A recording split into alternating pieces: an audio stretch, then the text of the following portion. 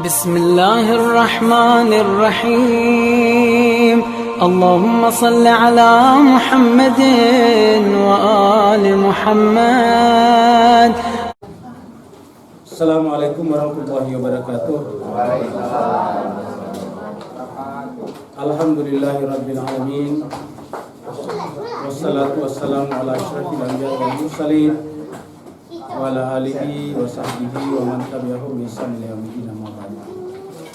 Bapak Ibu yang sama dimuliakan Allah SWT, kita bersyukur kita bersua dalam keadaan sehat walafiat. Pada kesempatan kali ini kita berjumpa kembali untuk melanjutkan pembahasan kita pada pertemuan yang lalu, yaitu ayat yang keempat atau yang kelima dari surat Al-Fatihah, Iyyaka na'budu wa iyyaka nasta'in. Ayat yang kelima, Iyyaka na'budu wa iyyaka nasta'in. Dan kita lihat yang pertama adalah na'budu dulu, Iyyaka na'budu. Dan kita sudah lihat kata-kata na'budu minggu lalu, itu semuanya berkenaan dengan Nabi Ibrahim, kaitannya dengan imamah dan wasiat yang diberikan kepada orang-orang setelahnya, terutama melalui keturunannya. Pada kesempatan kali ini kita membahas lagi kata na'budu di surat Al-A'raf, surat yang ke-7. Surat Al-A'raf, surat yang ke-7 ayat 70.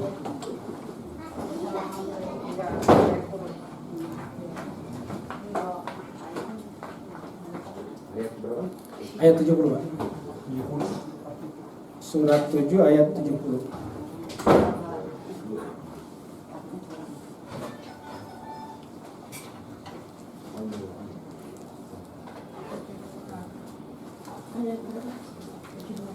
Suratnya 7 ayatnya 70.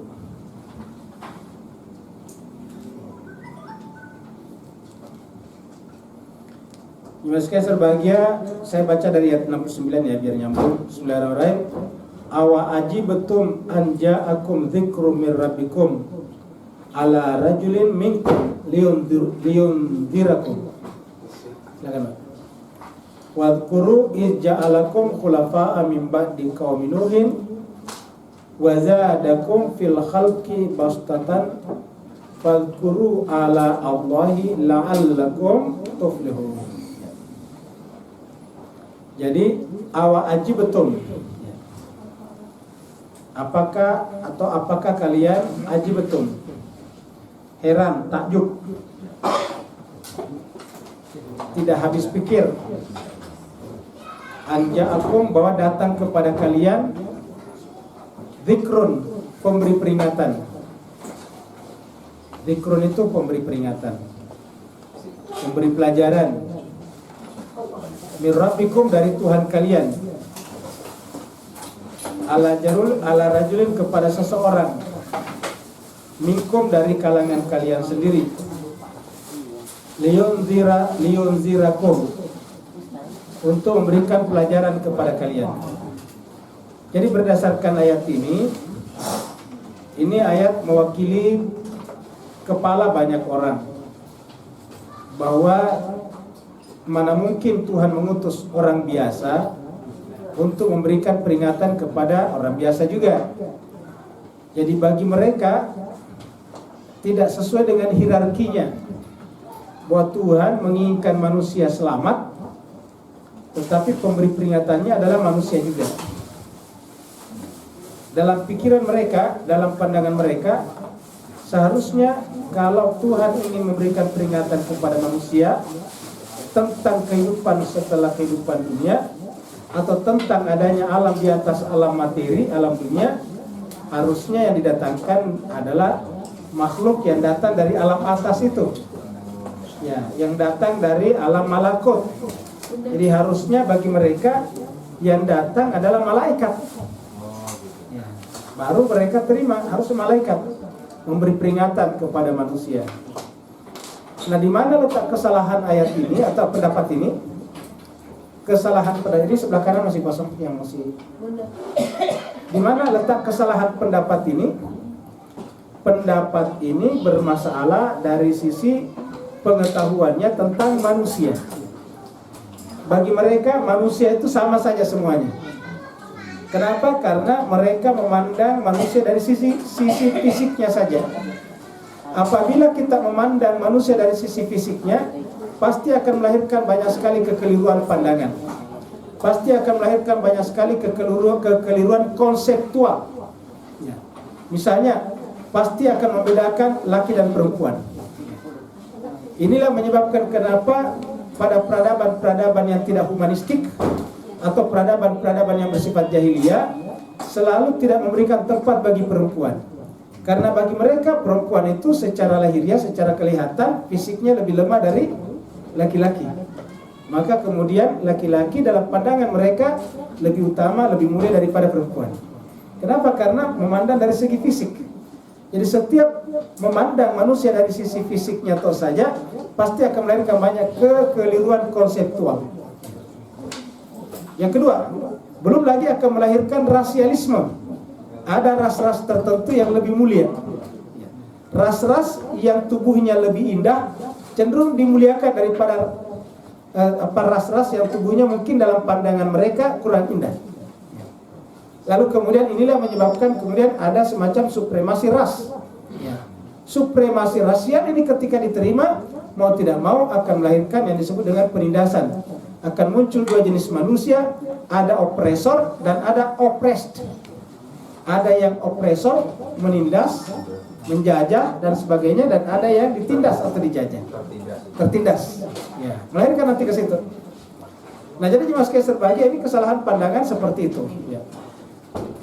Oleh sebab itulah, bagaimana caranya supaya tidak salah seperti itu? Harus dimulai dari awal. Konsep kita tentang manusia harus diperbaiki. Bahwa manusia tidak bisa kita konsepsi hanya dari sisi tubuhnya saja. Kalau dilihat dari sisi tubuhnya saja, jangankan membandingkan manusia satu dengan manusia lain, jangankan membandingkan ras satu dengan ras yang lain, bahkan membandingkan manusia dengan gajah saja, nggak ada apa-apanya manusia. Coba bandingkan manusia dengan gajah. Iya. Gajah itu bisa beratnya tonan, 1 tonan. Nggak ada apa-apanya. Suruh aja gajah nginjek ibu kakinya manusia.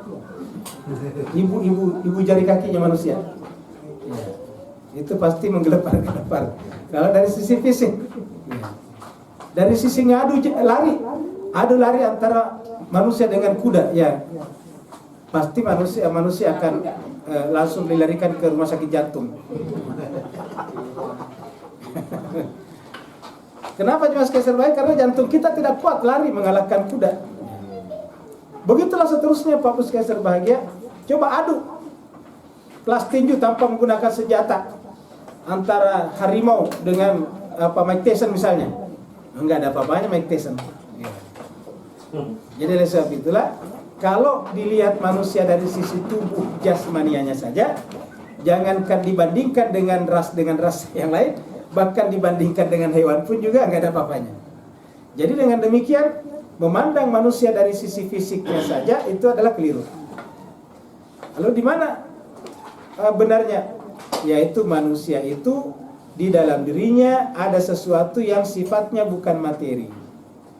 Itu yang disebut dengan rohani, nama lainnya. Itu yang disebut dengan akal intelektual, nama lainnya. Itu yang disebut dengan apalagi namanya jiwa dalam bahasa lainnya.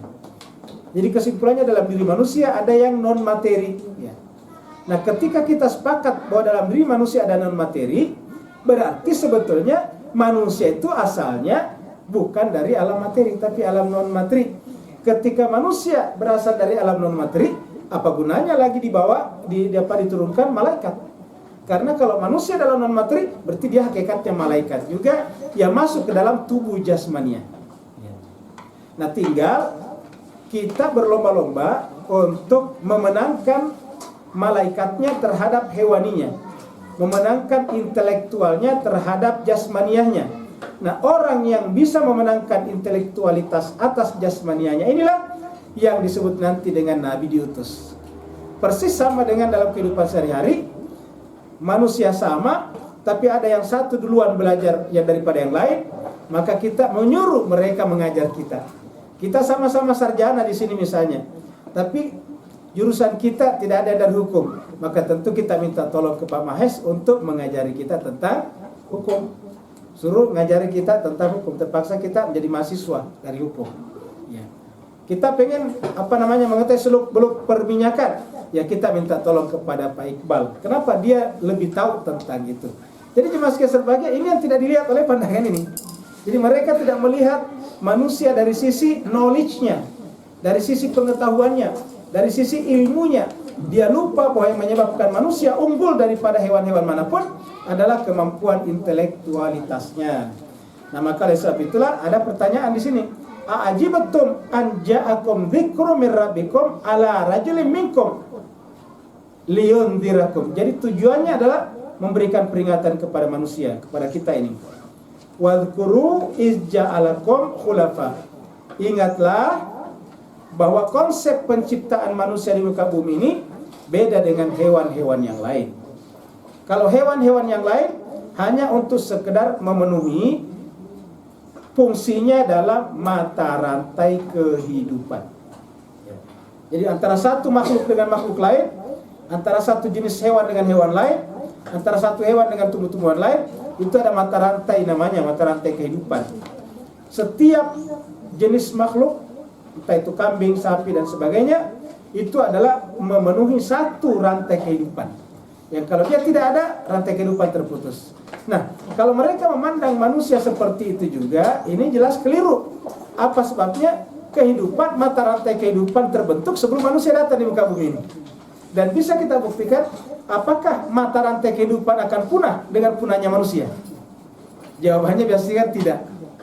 Tetapi manusia akan punah apabila mata rantai kehidupan di luar manusia punah. Coba misalnya kalau kambing habis, sapi dihabisin, tumbuh-tumbuhan habis, apa yang terjadi? Manusia akan mati. Tapi kalau manusia ditiadakan, kehidupan tetap berjalan. Berarti manusia sebetulnya bukan bagian daripada mata rantai itu. Dia sesuatu yang datang dari luar. Dia datang setelah mata rantai itu terbentuk. Manusia diturunkan ke muka bumi ini, diciptakan setelah sempurnanya mata rantai kehidupan itu. Setelah terbentuknya sistem kehidupan itu. Iya. Sehingga manusia bisa memanfaatkan mata rantai kehidupan itu. Nah, maka kalau begitu, atas dasar apa manusia diciptakan? Menjadi khalifah terhadap bumi ini, bumi Allah ini. Maka dikatakan, wadhkuru iz ja'alakum khulafa. Ingatlah ketika Allah menjadikan kalian sebagai khalifah. Nah, jelas sebagai fungsi-fungsi kekhalifahan inilah yang menjadi tolak ukur pantas tidaknya manusia itu dibinasakan atau tidak. Apabila manusia tidak mengarah atau tidak fungsional peran kekhalifahannya, maka lebih ditiadakan. Dia akan dimusnahkan. Ya, kenapa? Karena dia akan merusak sistem. Nah, maka agama datang untuk menjalankan tugas-tugas kekhalifahan itu. Apabila tugas kekhalifahan itu tidak dilakukan, dimusnahkan. Contohnya pada zaman Nabi Nuh. Pada zaman Nabi Nuh, karena fungsi-fungsi kekhalifahan sudah tidak jalan, maka kemudian dibinasakan. Siapakah yang diselamatkan? Yang masih siap berbaiat kepada Allah dan Nabi Nuh untuk tetap menjadi khalifah-khalifah yang benar. Maka ayat ini mengatakan, ingatlah ketika Allah menjadikan kalian khulafa, khalifah-khalifah mim ba'di qaumin Nuh, setelah kaumnya Nabi Nuh. Berarti pada zaman Nabi Nuh itu Allah mereset kehidupan manusia. Tapi di-reset. Kayak komputer itu di-reset. Di-restart. Bukan reinstall itu. Kenapa? Bukan reinstall. Bukan, kalau di-reinstall mungkin ada baru ya. Ya, kali ini enggak. Ya, jadi ibaratnya itu kalau komputer dikembalikan kepada sebelum diisi apa? Ya, defaultnya, dikembalikan ke defaultnya. Ya. Sebelum dikasih aplikasi-aplikasi, kan tuh kacau tuh. Nah, berat, banyak hangnya. Nah, dihilangkan semuanya tuh. Nah, begitulah kira-kira pada zamannya Nabi Nuh. Pada saat Nabi Nuh datang, terlalu banyak hang ini dunia. Nah, udahlah kata Tuhan, file-file yang bikin hang dihabiskan aja kan gitu. Ya, maka dibikinlah alat pembuat backup. Ya. Pembuat backup itu namanya perahu Nabi Nuh. Jadi file-file yang dinaikkan di atas perahu Nabi Nuh selamat. Sedangkan file-file yang tidak modern di atas perahu Nabi Nuh hilang. Ya. Dihilangkan. Nah, kira-kira begitu bayangannya Pak Ustaz bahagia. Maka dikatakan pada zaman Nabi Nuh itu adalah merupakan di restart pertama itu komputer manusia oleh Allah SWT. Maka dikatakan wadhkuru iz ja'alakum khulafa'a mim ba'di qaumi Nuh, setelah kaumnya Nabi Nuh. Jadi setelah kaumnya Nabi Nuh, kaumnya Nabi Nuh tenggelam, setelah itu kemudian manusia baik lagi. Nabi Nuh dan orang-orang yang mau berbaiat dengan Nabi Nuh, ingin meneruskan dan menjalankan peran kekhalifahan. Ya. Naik di atas mereka. Kemudian wazadakum fil khalqi bastatan. Nah, setelah turun lagi perahu, peradaban dibuat kembali, manusia berkelanjutan lagi. Kalau awalnya cuma satu, sekarang langsung seperahu. Tapi untuk ukuran dunia seperahu kecil juga Pak sekalian ya. Untuk ukuran dunia seluas ini seperahu. Karena namanya seperahu Pak, sebanyak-banyaknya nggak mungkin sampai ribuan kan pada saat itu. Ya. Paling pada saat itu ya mungkin ratusan orang. Kalau toh misalnya ada ya mungkin ribuan, nggak mungkin puluhan ribu orang. Sampai sekarang aja nggak ada perahu yang bisa mengangkat puluhan ribu orang. Dalam dunia yang sangat canggih sekarang, setahu saya belum ada perahu kapal besar yang bisa ngangkut 10.000 orang. Yang paling kayak Kabuna kemarin itu paling 2.000. Itu sudah gede. Nah, pada zamannya Nabi Nuh karena tidak bertingkat-tingkat ya boleh jadi paling ratusan. Katakanlah 1.000 aja. Nah, itulah yang diselamatkan. Setelah itu kemudian kehidupan berjalan lagi. Ya. Nah, maka dikatakan ketika mereka sudah mulai meninggalkan lagi konsep hakiki kemanusiaannya, meninggalkan lagi konsep yang benar tentang dirinya sebagai manusia, maka kemudian Allah utus lagi Nabi dan Rasul. Ya, dikatakan di situ mim ba'di qaumi Nuhin wa zadakum fil khalqi bastatan.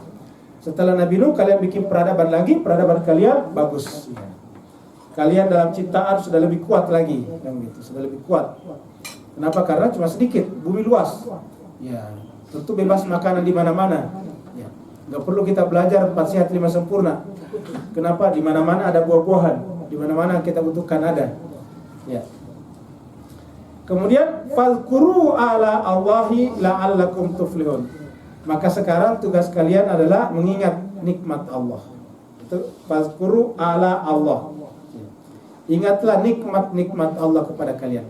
Yang disebut ala itu lebih kepada nikmat-nikmat yang kita tidak usahakan. Itu ala.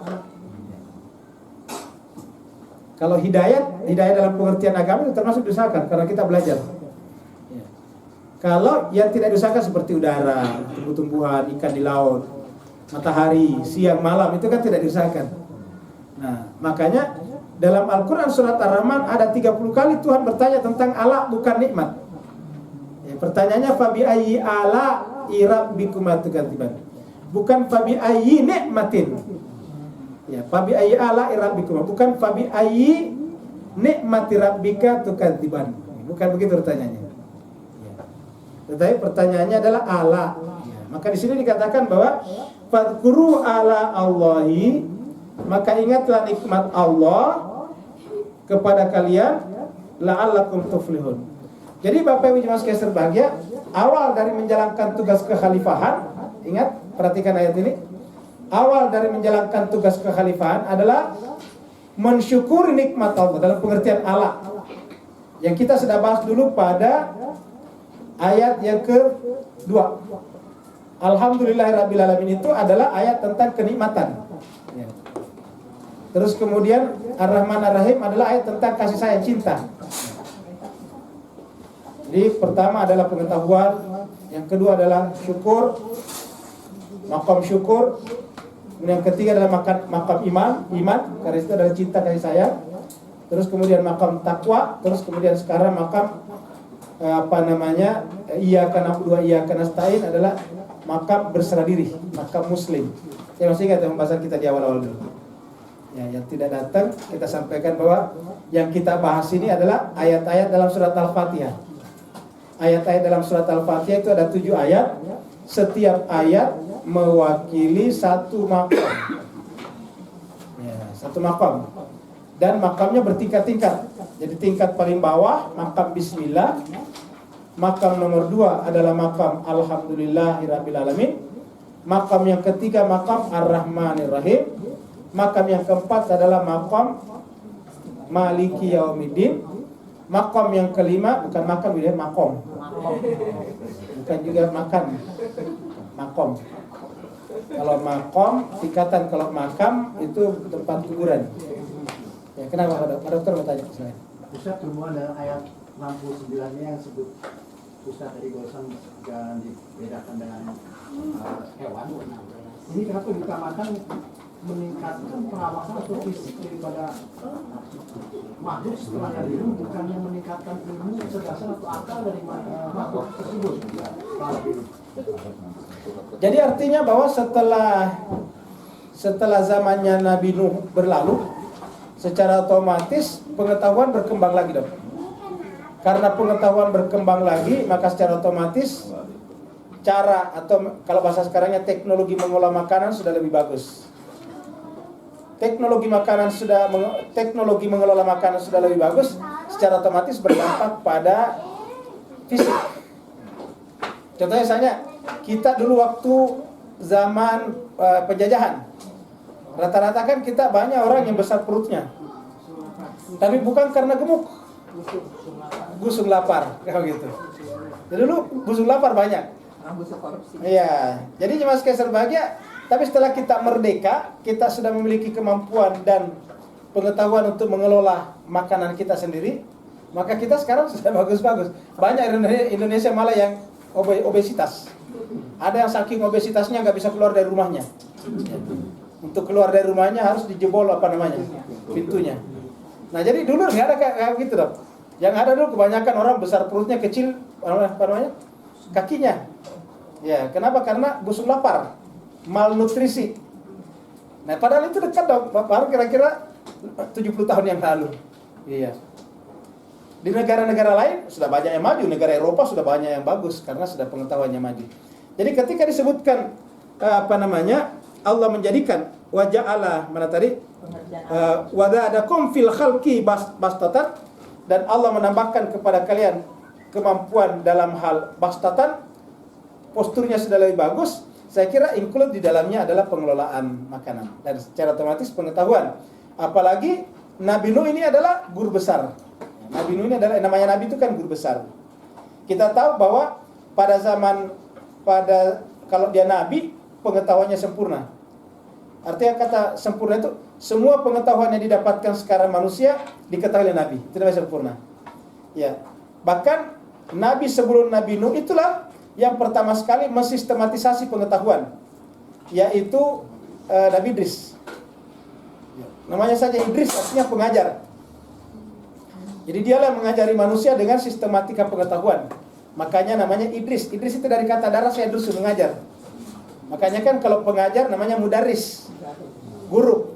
Ya, jadi guru itu bahasa Arabnya mudaris. Ya. Tempat belajar namanya madrasah. Pelajaran namanya darsul awal, darsul tsani, kayak begitu. Dan juga ada konsistensi di dalam satu ayat yang lain kan, yang untuk mengangkatkan Talut Jalut, wajah dahu bastotan ilmu bisa. Itu dipertegas juga bastotannya ilmu dan jasmani. Iya betul. Itu dalam surat Al-Baqarah ayat 247. Ya, nah, tapi yang saya mau tanyakan tadi terkait dengan 69 juga kan, apakah saat Al-Quran bilang bastotan fil ilmi wal jismi ini, jasmani ini merupakan yang tadi kan, untuk seperti agak sedikit cenderung rasis atau gimana? Apa jasmaninya itu seperti apa yang diharapkan untuk menjadi pemimpin? Kalau di dalam surat Al-Baqarah 247 itu tentang Talut, ya memang dia ingin menjelaskan bahwa yang namanya imam itu harus sempurna, Pak Iqbal. Karena kalau dia tidak sempurna, dia tidak bisa maksimal menjalankan tugasnya. Karena setiap kita mengalami kekurangan satu aspek fisik, ada keterbatasan pengetahuan. Terutama kalau kita nanti belajar di sini pengetahuan itu sampai pada tingkat metafisik, tapi pintu pertamanya adalah yang bersifat indrawi. Jadi konsepsi pengetahuan pertama kita adalah dari sisi indrawi. Maka kalau kita cacat salah satu panca indera kita, maka secara otomatis konsepsi pengetahuan kita tidak bisa utuh. Ya.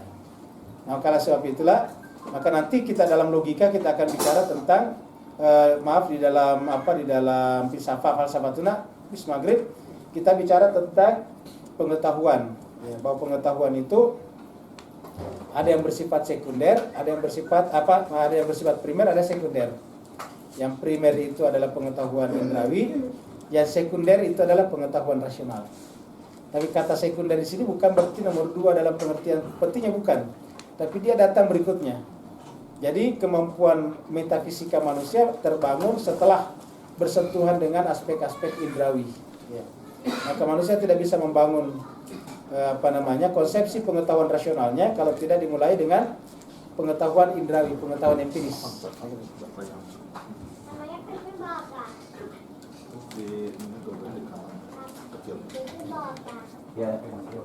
Ya setidaknya Ustaz ada konsistensi Al-Quran di sini Ustaz, ya. Saat yang di 69 fi bastotan, Ya. lantas dokter bertanya mengenai kecakapan soal ilmu ini terlihatkan dalam surat lain. Betul, karena di dalam surat Al-Baqarah 247 itu masalahnya secara spesifik masalah imamah. Kalau di sini masalah keseluruhan manusia. Khalifah. Ya, bukan manusia secara keseluruhan. Seluruh manusia. Nah, ketika seluruh manusia dibicarakan spesifik yang bisa diangkat jadi imam, harus ditambahkan pengetahuan. Nah, kita teruskan lagi tadi. Jadi fadhkuru ala Allahi la'allakum tuflihun. Jadi kita harus mulai dari menyadari nikmat Allah kepada kita, Bapak Ibu Jemaah sekalian. Kesadaran tentang nikmat Allah yang ada pada dari kita ini penting sekali. Karena Jemaah sekalian sebagai saya sampaikan bahwa jiwa kita itu mempunyai satu kemampuan, yaitu bikin perbandingan-perbandingan. Dan kalau dalam perbandingan itu dia tahu, jiwa mengetahui bahwa ini lebih tinggi daripada yang ini, maka tentu dia lebih menghormati yang tinggi, kan? Apa namanya menghormati yang tinggi? Bersikap biasa-biasa saja kepada yang rendah. Ya, contohnya misalnya manusia kehilangan kehilangan uang, ada uangnya ada 2, uang 5.000 dan uang 100.000. Dan kemudian kehilangan 5.000, pasti dia tidak begitu bersedih. Pasti dia mengatakan bersyukur. Untung yang hilang yang 5.000. Benar kira-kira? Ya. Karena dia ada perbandingan dalam pikirannya. Untung yang 5.000 yang hilang. Coba terbalik, yang hilang 100.000. Nah, pasti pusing kepalanya. Coba tadi yang 5.000 aja yang hilang, ya kan begitu. Nah, jadi manusia memiliki seperti itu. Komparasi seperti itu. Nah, kenapa manusia berkeluh kesah? Apa yang dikeluh kesahkan? Justru yang dikeluh kesahkan itu adalah hal-hal yang sifatnya sub yang hilang. Contohnya saja kehilangan uangnya. Uang itu kan sub daripada kesehatan badan, benar nggak? Apa artinya uang banyak kalau sakit-sakitan? Apa artinya uang banyak beli bakso kalau lagi radang tenggorokan, benar nggak kira-kira? Nggak ada gunanya. Iya. Apa gunanya bisa membeli semua jenis makanan kalau mengalami mah akut misalnya? Semua yang masuk langsung keluar, kan begitu? Nggak ada. Nah, sekarang yang bersifat primer tadi yang disebut dengan Allah itu bukan buatan kita. Bukan buatan kita, dari Allah semuanya. Tenggorokan, apa tenggorokan buatan kita? Dari Allah SWT. Lidah kita, coba Bapak Ibu sekalian, punya uang yang bisa membeli bukan hanya 1 mangkok bakso, tetapi 100 restoran bakso. Bisa membeli 100 restoran bakso. Tetapi lagi sariawan berat di lidahnya. Ya nggak bisa ngapa-ngapain. Nah, lidah itu bukan buatan kita. Itu termasuk Allah tadi dalam pengertian ini. Iya. Kuping kita pendengaran itu Allah, bukan buatan kita. Mata kita adalah Allah. Kamu gitu sekalian. Otak yang ada di dalam sini Allah, bukan buatan kita. Iya. Bapak bisa bayangkan ini. Tapi kok kenapa kita menganggap lebih berharga uang 100.000 daripada semua yang ada pada diri kita ini? Sehingga dengan hilang uang 100.000, tiba-tiba kita memprotes Tuhan. Tuhan, saya sudah rajin ngaji setiap hari Minggu, kok hilang uang saya 100.000 coba. Nah, berarti penyebabnya apa? Tidak tahu nilai. Iya. Tidak tahu membandingkan nilai-nilai tadi. Nah, oleh sebab itulah jemaah sekalian berbahagia, yang pertama sekali harus kita miliki adalah menyadari, mensyukuri. Semuanya ini jemaah sekalian berbahagia adalah dari Allah SWT. Semua yang membuat kita berkeluh kesah itu hanya bukan lagi tersier, tetapi yang sub sekian. Ya. Contohnya kita bangga dengan kacamata kita, bisa beli kacamata harganya 10 juta misalnya. Apa ada enggak kira-kira nilainya kacamata kalau mata tidak ada? Tidak ada Bapak sekalian. Ya. Dan mata ini bukan buatan kita. Ya. Tidak ada nilainya sama sekali jemaah sekalian berbahagia. Ya. Ibu-ibu bisa pergi ke ke salon misalnya. Dengan semua jenis alat-alat kosmetik bisa dipakai. Ya. Tetapi kalau tiba-tiba misalnya tidak punya wajah gimana coba? Tiba-tiba wajahnya lari masuk. Pedikur tangannya giting. Ya. Oleh karena itu saat yang Allah itu selalu pakai perintah fikir ya. Iya. Fazkuru atau di surah Ar-Rahman diulang-ulang. Kan? Diulang-ulang. Karena berpotensi besar untuk terlupakan. Terlupakan, betul sekali. Makanya diulang-ulangi setiap hari. Itu kan 30 di surat Ar-Rahman. Apa artinya 30? Setiap hari harus kita tanyakan ini. Kan satu bulan itu kan maksimal 30 dalam versi Komariah. Maka setiap hari harus kita tanya, Fabi ayyi ala rabbikum atukatiban.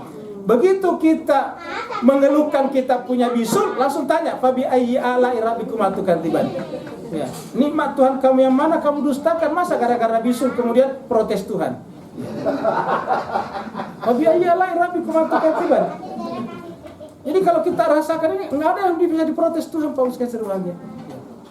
Apa yang bisa kita proteskan kepada Tuhan? Semua diberikan. Ya. Bapak bisa bayangkan ini, sekarang penduduk dunia 7 miliar, dan yang namanya nelayan itu bertonton ikan diambil setiap hari, setiap nelayan. Kalau tidak percaya, jalanlah dari pasar-pasar kalau pagi. Ya, seperti ibu-ibu itu dari pasar ke pasar itu banyaknya ikan, dan itu dari laut semuanya.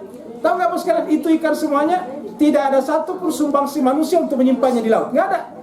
Semuanya dari sononya. Beda kalau ditambak, kita yang simpan benihnya, ini enggak. Benihnya dari Allah, semuanya dari sono, tapi tidak habis-habis itu ikan. Ya. Fabi ayyi ala rabbikum atukadziban. Nikmat Tuhan kamu yang mana yang kamu dustakan? Ya. Ustaz, Ya. kok di surat Al-Rahman di ayat 43 sebutkan neraka ya? Inilah neraka jahanam yang didustakan oleh mereka.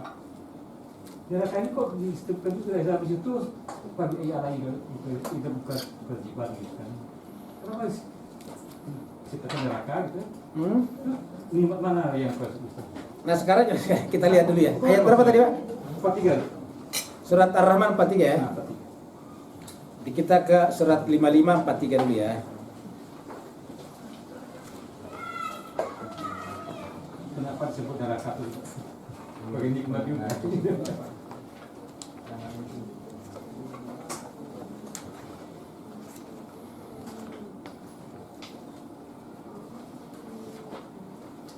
Jadi cuma sekalian bahagia. Ada dua ayat, kan di ayat 42, Fabi ayyi ala rabbikum atukadziban, itu berbicara tentang kenikmatan di atasnya. Ya.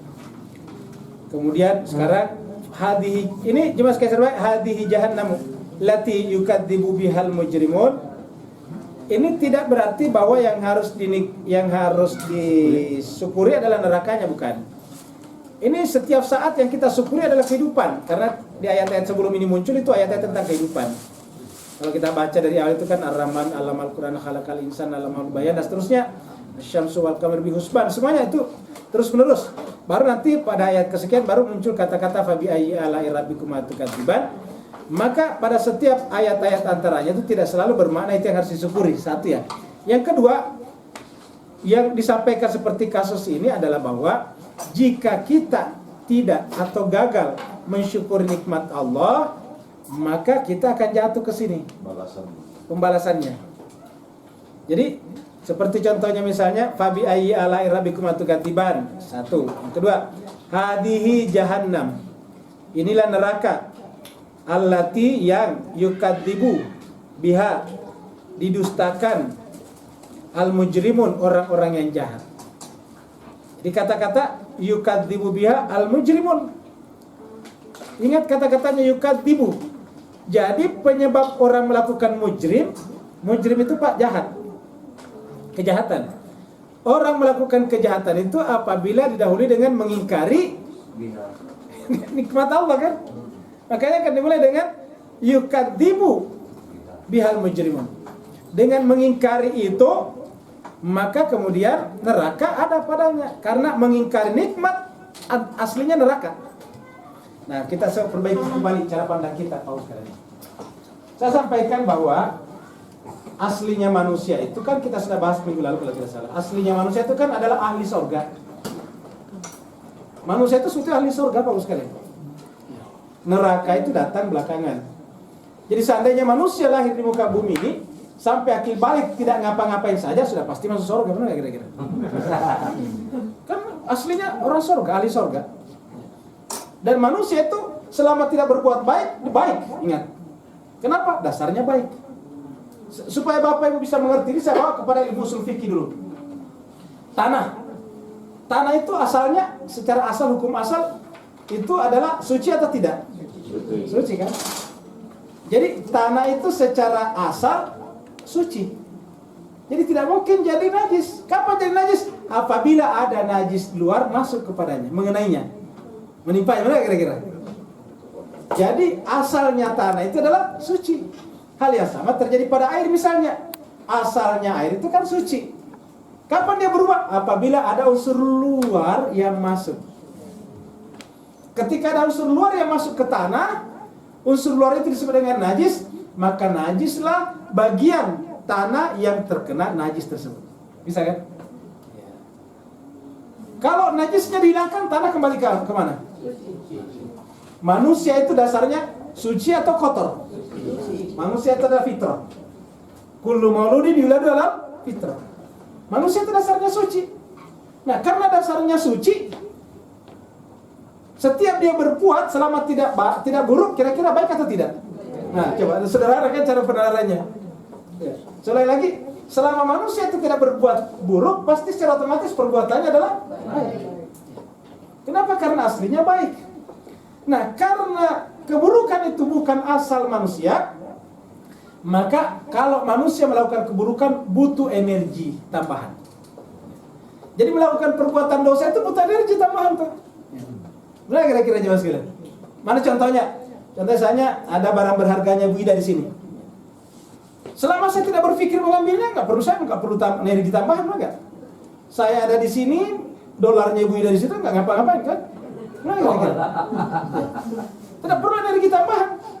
Dan nanti ketika Ibu Ida datang dari toilet dan ternyata dolarnya masih ada, apa kata Ibu Ida kepada saya? Pak Ustadz bagus sekali kan begitu. Padahal saya tidak ngapa-ngapain. Mana kira-kira? Mana ya kira-kira ini? Kita ambil dolar karena Bu Ida banyak dolarnya.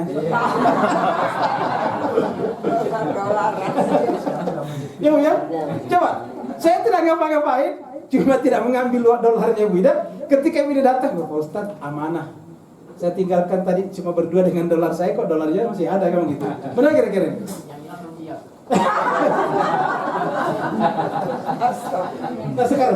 Nah sekarang coba kita teruskan lagi nih supaya kita memahami manusia nih. Ketika saya sudah mulai berpikir mengambil dolar itu kira-kira butuh tambahan energi atau tidak? Butuh, coba. Jadi keburukan itu butuh energi. Ibu mikir dulu. Begitu saya sudah mulai berpikir mengambil dolarnya Bu Ida, saya sudah mulai berpikir caranya bagaimana. Iya. Kenapa? Iya, pasti banyak energi baru datang. Lain sahabat. Iya. Jadi sebetulnya yang butuh energi tambahan itu adalah perbuatan buruk. Perbuatan baik nggak perlu energi tambahan. Atas dasar itu Al-Quran mengatakan kalau perbuatan baik itu maka sabat. Tapi kalau perbuatan buruk itu apa? Ikat sabat. Ya. Alaiha maka sabat, laha maka sabat, wa alaiha maka tasabat. Nah itu. Jadi kalau perbuatan baik kasabat. Tapi kalau perbuatan buruk ikat sabat, lebih banyak hurufnya. Karena butuh energi tambahan. Sudah kira-kira jelas kan? Jadi sederhana Pak menjadi orang baik, nggak usah berbuat buruk, titik. Sederhana. Gambar dulu, gambar. Itulah makanya para nabi-nabi bisa suci terus-menerus karena mereka aslinya suci. Satu ya. Jadi sekali lagi, berbuat buruk itu butuh energi, benar nggak? Satu. Kalau kita sudah terlanjur menjadi pembuat dosa dan kita ingin meninggalkannya, butuh energi atau tidak lagi? Nah, butuh lebih berat lagi, Mas Kaiser lagi. Jadi sebetulnya pengetahuan manusia itu dibutuhkan pada saat ingin keluar dari kegelapan. Benar kira-kira. Pada saat manusia tidak ingin keluar dari kegelapan, tidak perlu pengetahuan sebetulnya. Makanya para nabi-nabi dan rasul-rasul, karena dia tidak pernah melakukan kezaliman sedikit pun juga, ya biasa-biasa saja menjadi orang baik. Konsep manusia suci itu biasa-biasa. Sesederhana sebetulnya, Pak. Yang menyebabkan kita butuh tenaga karena sudah terlanjur banyak melakukan perbuatan dosa, benar nggak, Pak? Kita butuh belajar apa yang disebut dengan dosa, bagaimana cara keluar daripadanya, baru kita butuh pengetahuan tentang itu. Selain kita melakukan itu, ya lakukan kebaikan. Ibu-ibu misalnya biasa saja memasak untuk anggota keluarganya kan baik, nggak ada masalah kan?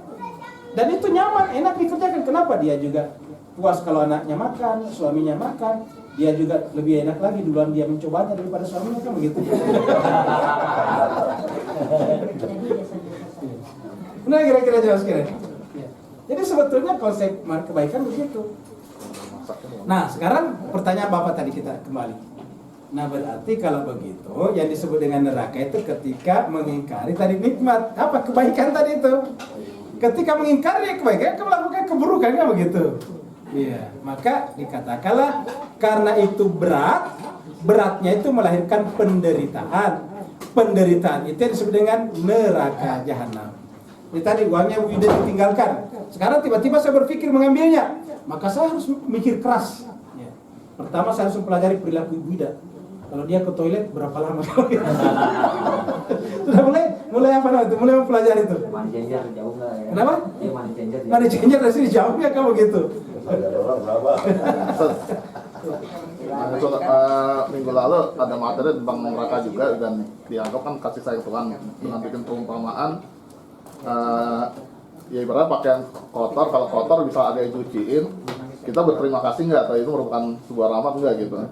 Nah kemudian dijelaskan kalau kotornya cuma debu nempel doang, dikeplak-keplak cepat selesai kan.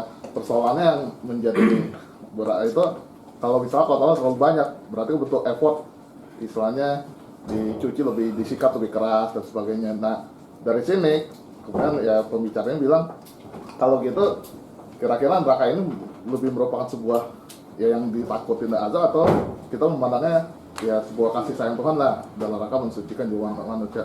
Nah pandangan ini gimana Ustaz dalam tafsir di ayat Quran sendiri? Sayangnya kalau dalam pandangan Al-Quran ya tidak seperti itu ya, karena Al-Quran adalah neraka dalam Al-Quran kan bukan tempat mencuci, tetapi neraka adalah hukuman. Terkadang yang keberatani orang sehingga muncul pendapat seperti ini bahwa neraka itu hanya dicuci-cuci karena dia tidak habis pikir ataukah dia tidak sampai hati. Masa iya kesalahannya cuma di dunia terus kemudian ya di dunia sementara terus kemudian hukumannya selama-lamanya kan begitu. Masa cuma berbuat buruknya cuma di dunia dan di dunia itu selama-lamanya cuma 70-80 tahun, sementara dia harus dihukum selama-lamanya. Perlu kita sampaikan bahwa akibat itu selalu bersifat abadi terhadap sebab. Ya. Jadi akibat itu selalu abadi daripada sebab, walaupun sebabnya itu cuma sebentar. Benar kira-kira? Contohnya waktu bapak tidur dengan istrinya sebentar atau lama? Tapi akibatnya abadi kan? Lahir anak dan harus dibesarkan. Harus kerja dari pagi sampai malam untuk nyekolah dia coba ya. Abadi. Padahal cuma sebentar aja tadi itu coba. Abadi. Pokoknya selama jadi orang tua bertanggung jawab kepada anaknya. Ini Pak Dokter. Iya, bapak nikmat kan. Ya itu contoh. Contoh yang lain lagi paling gampang kita lihat. Ya. Contoh yang lain lagi kita lihat. Kurang hati-hati berjalan, berkendaraan, tiba-tiba motornya slip, jatuh kena benturan di trotoar, geger otak selama-lamanya. Kan benturannya cuma hitungan detik, tapi dia geger otak selama-lamanya, bahkan bisa lebih fatal, mati selama-lamanya. Padahal kesalahannya cuma sedikit, kurang berhati-hati, slip ban depannya jatuh, kena kepala, lalu kemudian meninggal selama-lamanya. Kalau meninggal selama-lamanya. Nah itu contoh paling konkret. Jadi hanya gara-gara sedikit kesalahan dia meninggal selama-lamanya. Nah jadi cuma sekian berbahagia oleh sebab itulah Pak, selalu yang namanya akibat begitu. Makanya Tuhan selalu menyuruh kita berpikir apa yang kita pikirkan dalam Al-Quran sebab, jangan akibat.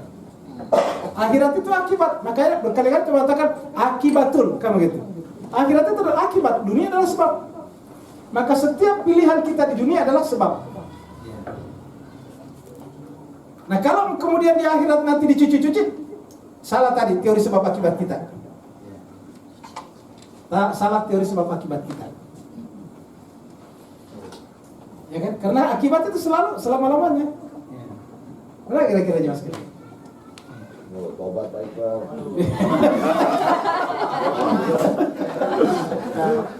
Tadi saya Al-Quran waktu pangguru akibat mukadibin itu kadzabnya yang kita Betul. Karena ya, sebab itu. Karena gazab itu mendustakan itu adalah sebab lahirnya nanti akibat. Gitu. Karena begitu akibat muncul nggak bisa berhenti baik Bang. Karena memang begitu, yang namanya akibat wajib bagi sebuah sebab. Jadi artinya orang yang direndam dulu untuk membakar dosanya, menghapus dosanya itu ada kita. Saya sendiri nggak menemukan argumentasi seperti itu, Pak. Karena kalau tidak ada di Quran. Karena kalau ini terjadi, kalau ini kita terima sebagai satu konsep, ini berbahaya menurut saya. Ya nggak apa-apa kita melakukan perbuatan kejahatan kalau begitu tuh akhirnya nanti cuma dicuci-cuci aja. Ya nggak apa-apa lah dikeprek-keprek kasar, tapi kan yang saya dapat ini kan banyak juga. Ya. Saya di dunia karena agak jahat sedikit kan bisa dapat Lambo kan begitu. Katanya Ustaz yang penting syahadat. Penting Islam. Syahadat nanti Ya, makanya kalau seperti itu ya nanti lebih baik jahat-jahat sedikit tapi dapat Lamborghini daripada lurus-lurus tapi sepeda pun susah. Oh gitu.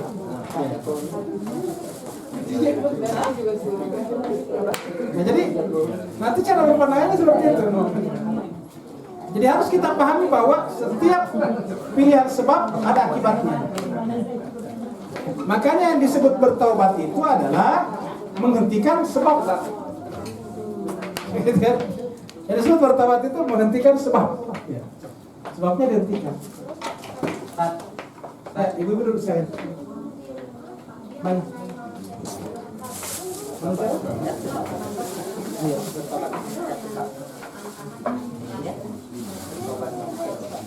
Enggak percaya? Hah? Ada pertanyaan dari Mbaknya.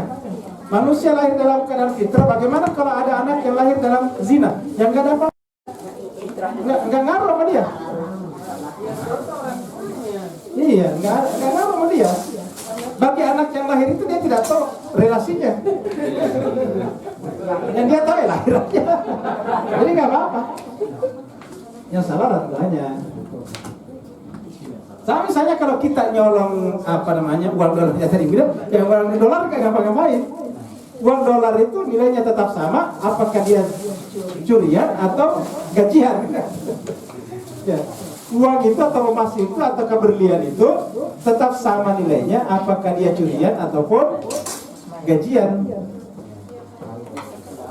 Perbuatan orang yang mencuri tadi itu yang salah. Itu juga dengan itu tadi. Karena kalau kita menghukumi anak itu, waduh sangat tidak adil sekali, dia tidak tahu merasa masalah. Karena disebut dosa itu, ingat, sekali lagi, jadi disebut dosa itu adalah akibat perbuatan yang kita pilih secara sadar. Jadi harus ada kemampuan memilih dulu secara sadar. Ketika kemampuan memilih secara sadar tidak ada, berarti tidak ada hukuman dosa baginya.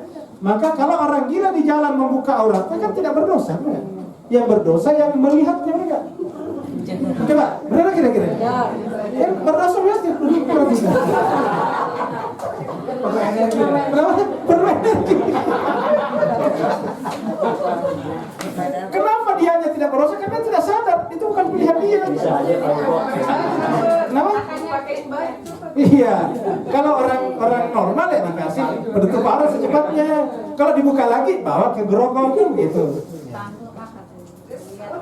Kenapa? Ya.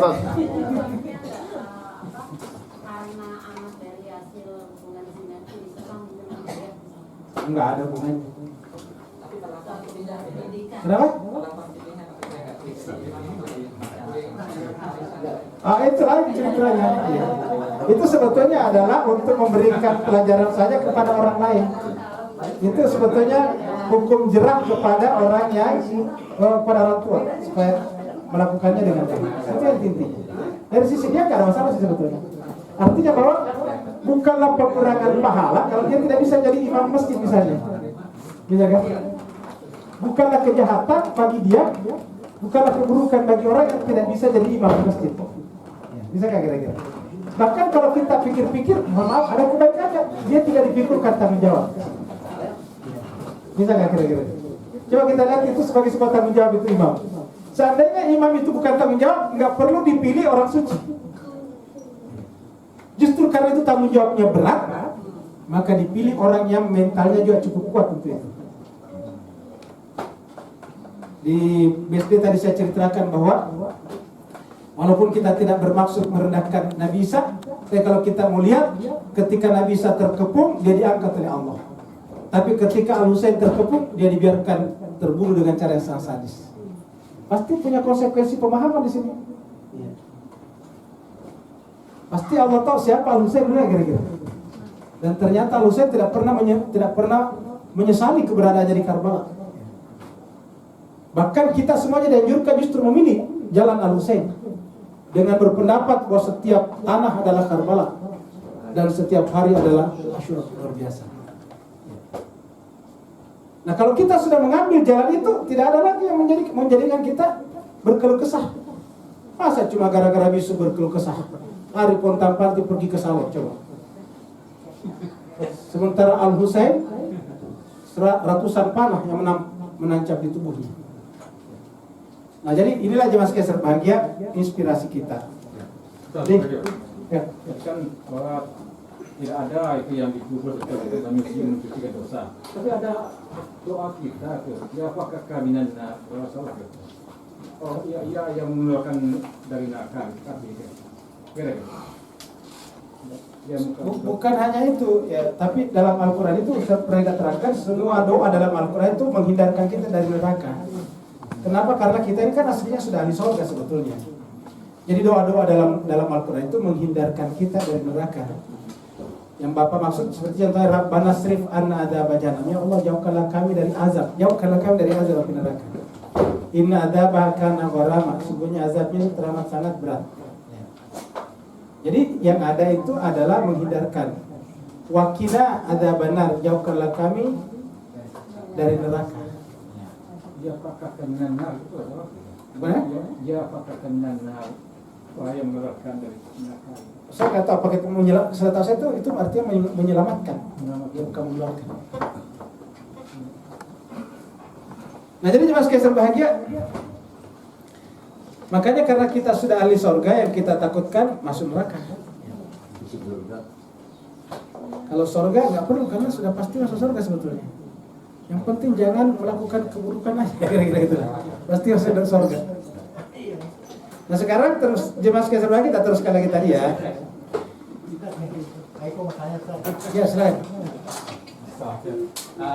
Berarti kalau misalnya bahwa semua orang Islam itu berarti nggak masuk surga ya tadi ya? Bagaimana sih? Ada yang beredar di masyarakat bahwa ya selama dia Muslim, Islam, bersyahadat, ya dia akan masuk surga. Berarti itu sebenarnya asumsi dasar itu nggak ada sama sekali ya tadi. Kalau dalam Al-Quran sih nggak ada kata gitu. Di hadis juga tidak ada bahwa yang penting bersyahadatnya. Boleh saja benar itu kalau ada hadisnya benar, tetapi syahadat yang benar kan syahadat kita ini rata-rata tidak benar sebetulnya. Coba deh kita renungkan apa sudah benar syahadat kita. Asyhadu alla, saya mempersaksikan, kata saya persaksikan, hati saya persaksikan tidak ada ilah selain Allah. Buktinya kita saksikan ini kan keindahan dunia. Kita ini terus terang kata Imam Khomeini masih berdusta setiap kita baca Al-Fatihah. Kalau baca deh hadis 40-nya Imam Khomeini. Di situ dijelaskan bahwa kita orang awam ini kalau membaca zikir-zikir itu baru bertabaruk dengan kata-kata itu. Mengambil barokah dari kata itu. Jadi kalau kita mengucapkan dalam salat asyhadu alla ilaha illallah wa asyhadu anna Muhammadar Rasulullah, itu kata Imam Khomeini baru bertabaruk dengan kalimat syahadat. Kalimat syahadat itu belum sesuai dengan pernyataan kita, belum sesuai dengan isi hati kita, hakikat karakter jiwa kita. Sebenarnya tabaruk itu apa sih? Mengambil barokah saja. Cuma mengambil, jadi cuma mengambil barokah. Kan itu kan kata kalimat suci, itu kan kalimat suci. Mengambil barokah dari kalimat suci. Belum kita maknai, belum kita samina wa atau Belum, itu ibarat di sini. Kita ketemu ulama, kita baru mencium tangannya. Kita sendiri bukan ulama, kan gitu. Alhamdulillah. Iya. Jadi mengambil mencium tangannya itu artinya kita semoga terberkahi dengan ilmunya. Ya karena kita sendiri belum seperti dia, kan gitu. Jadi kita ini belum seperti yang disampaikan. Coba misalnya kalau kita baca La ilaha illallah wahdahu la syarikalah lahul mulku wa lahul hamdu yuhyi wa yumitu. Itu terus terang kita masih berbohong kalau mengucapkan kata-kata itu sebetulnya. Coba deh, apa benar jiwa kita sudah seperti kata-kata itu? Buktinya tadi begitu kita sakit gigi langsung takut jangan-jangan sudah mati besok. Nah, padahal tadi dia bilang yuhyi wa yumit. Nah, tapi bisa jadi kalau masuk kategori yang muqallibal qulub, sabit kalau dia ada di ini kan, jadi mungkin hati kita berubah-ubah saat kita baca itu. Mungkin pada satu episode kita memang betul-betul asyhadu an la ilaha illallah wa asyhadu anna Muhammadan. Jadi pada episode selanjutnya berubah lagi hati kita.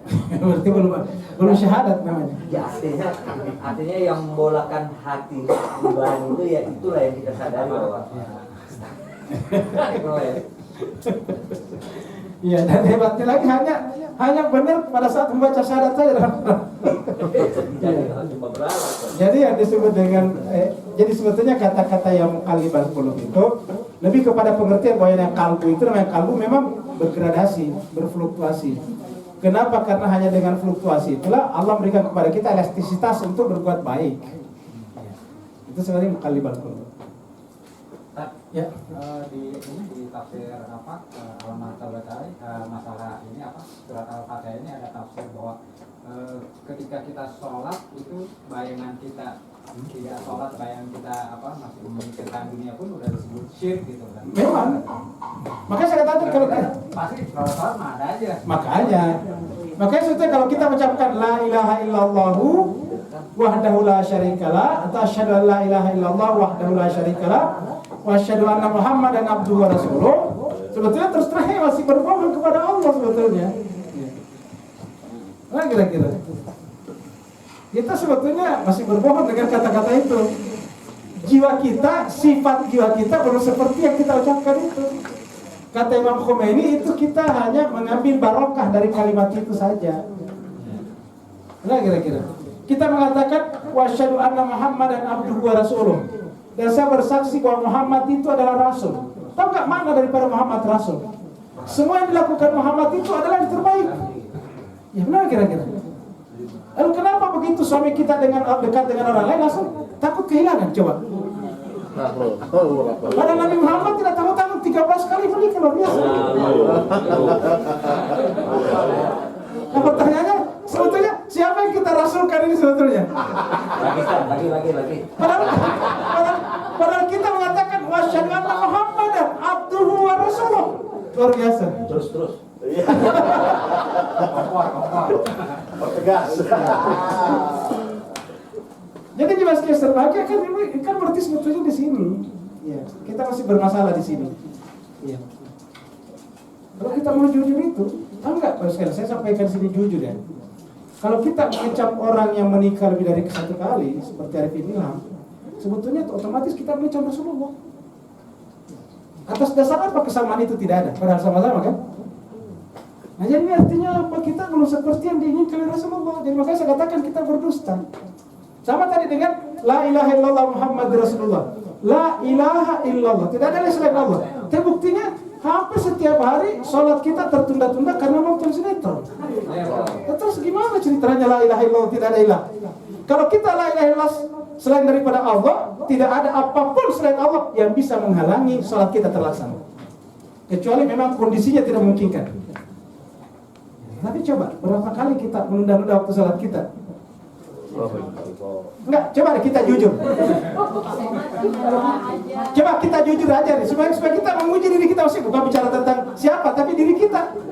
Kira-kira ada sesuatu sesuatu yang penting kita tunda, kira-kira penyebab penundaannya lebih penting atau yang ditunda? Pasti lebih penting yang menyebabkan tertunda kan? Misalnya bersamaan kita diundang meeting Jokowi dengan Pak RW, yang mana kita datang kira-kira? Coba, itu logikanya seperti itu.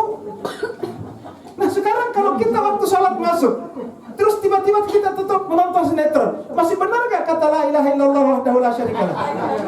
Coba itu kita jujur pada menilai diri kita nih. Betapa jauhnya kita sebetulnya berdusta di hadapan Allah Subhanahu wa taala. Jadi kata Imam Khomeini, kita lebih baik jujur aja kepada Allah. Ya Allah, saya masih berdusta di hadapan kamu. Saya membaca ini masih sampai sebatas tabarruk, mengambil barokah dari kalimat itu. Kita baru bertabarruk dengan kalimat itu, kata Imam Khomeini. Ini belum bisa sampai ke situ. Ya. Karena logika mengatakan kalau ada dua orang bersama, kalau ada dua event bersamaan, pasti yang kita korbankan yang kurang penting. Pasti dikalahkan yang kurang penting. Berarti yang kita menangkan adalah yang paling penting. Seperti tadi. Iya. Begitu undangan bersamaan datang, Jokowi dengan RW pasti Jokowi. Iya. Pasti kan coba. Habis itu ya selfie dulu. Bahkan meskipun tidak ketemu Kenapa?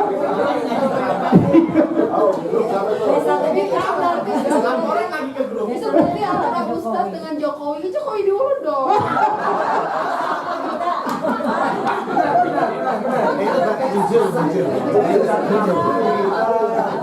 Nah ini masih terbahagia. Ya, jadilah sebab itulah untuk mulai mengukur diri kita, kata Imam Khomeini, mulailah dari sholat. Makanya saya heran Pak Bos sekalian, ketika melihat beberapa orang di dalam komunitas pencinta Ahlul Bait Nabi, setelah mengenal justru sholatnya ditunda-tunda. Ini kapan? Katanya masih banyak waktu.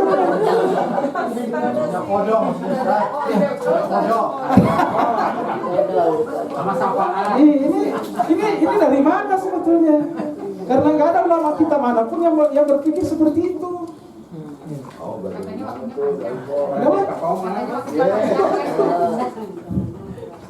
Waktunya tuh pendek. Waktunya pada saat kita sedang ngeh, nah itu waktunya tuh. Jadi inilah jelas Kaiser Bagai kok kenapa tiba-tiba selalu tadi argumennya kan waktunya panjang. Ini salah ini. Sudah salah kaprah tentang waktu sholat.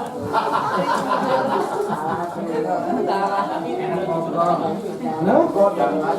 Iya. Kenapa? Iya. Itu memang terjadi, Ustaz. Waktu saya coba ingat ya, kan kalau yang di Saudi ini si A, jadi kalau yang waktu sholat itu betul kan. Jadi istilah mau sumur belum diapa-apain, nggak peduli pokoknya waktu sholat. Memang begitu harusnya Pak Ahlul Bait. Cuma saya herannya kok di Jakarta ada sebagian begitu. Mazhabnya dari mana pula nih itu? Enggak, saya melihatnya justru yang tadinya saya respect Ustaz ya. Tapi kan kita pilih mana yang lebih maslahat ini. Kalau kita pilih ini misalnya contoh lah, dia tugas supir. Itu kita memang mau crew change. Jadi memang yang udah sampai bekerja kan dia cepat. Maksud saya sampai dulu baru sholat. Ini enggak waktu sholat itu udah stop sholat. Nah, kita bicara kayak gini itu gimana sih?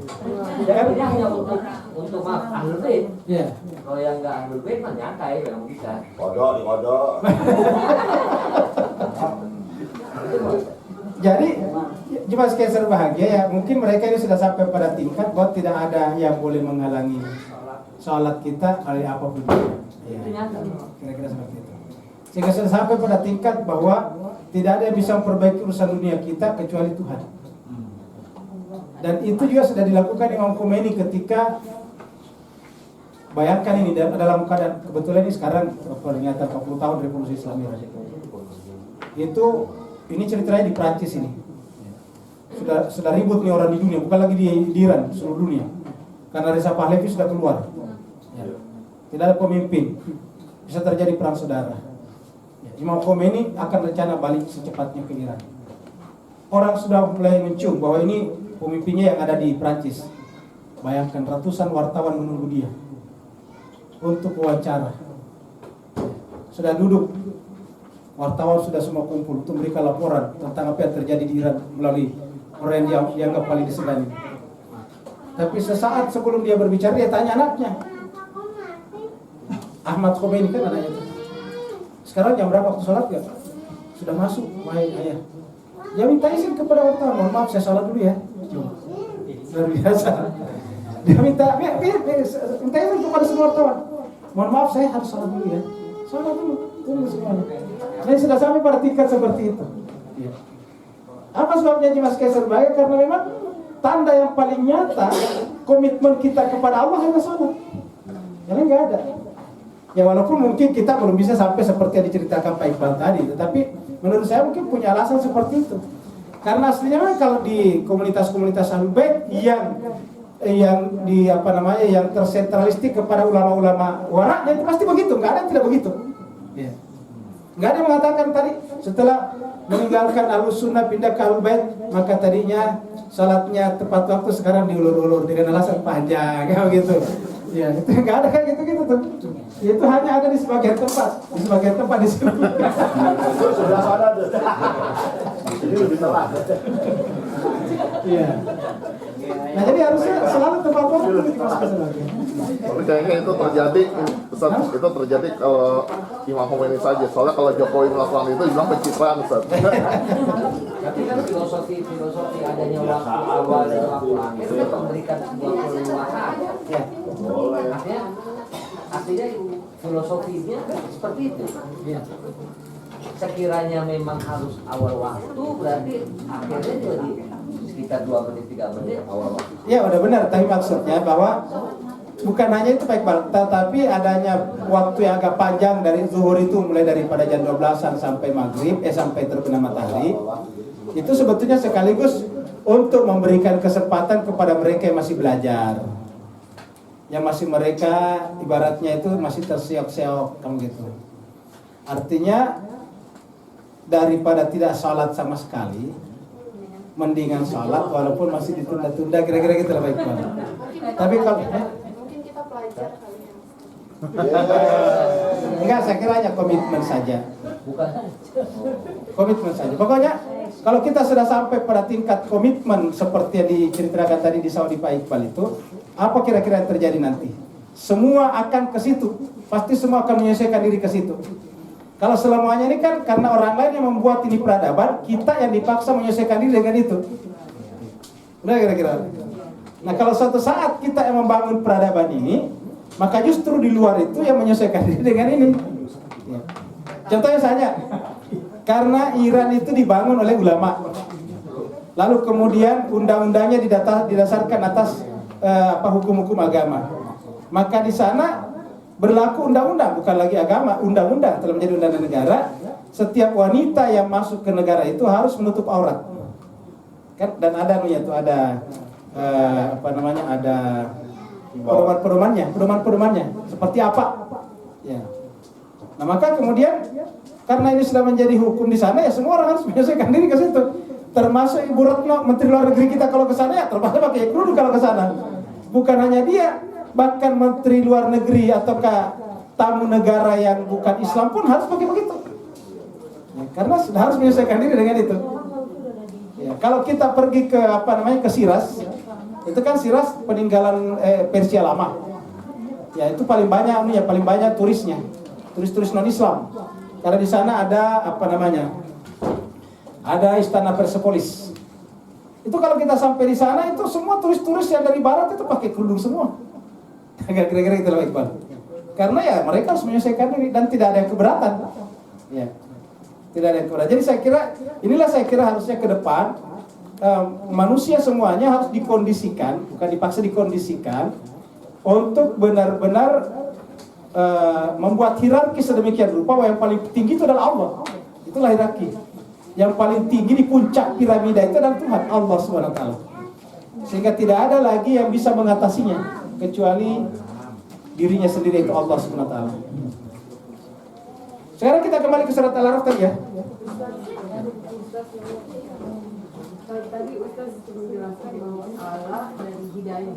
Kalau Allah kan nikmat Allah yang kita dapat tanpa diusahakan ya. diusahakan. Dan kalau dengan hidayah yang kita usahakan, berarti pendapat